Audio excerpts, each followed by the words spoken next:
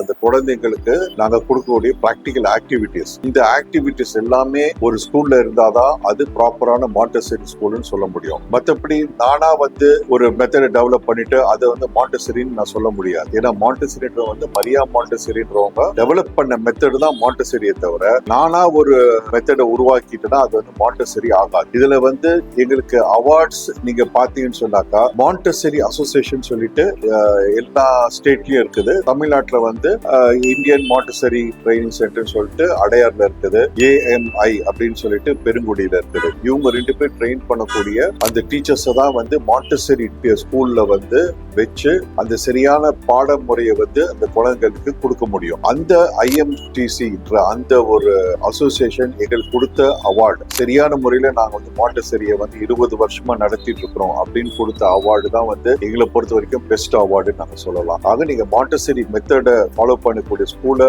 நீங்க பார்க்கணும்னு சொன்னாக்கா எங்க ஸ்கூல்ல இருக்கக்கூடிய அந்த பொருட்கள் மாண்டசரி ஸ்கூல்னு சொல்லக்கூடிய அந்த ஸ்கூல் இருந்துச்சுனாக்கா அவங்க சரியான முறையில் ஓரளவுக்கு மாண்டசரியை ஃபாலோ பண்றாங்கன்றதை நீங்க நிர்ணயிச்சு கொள்ளலாம்.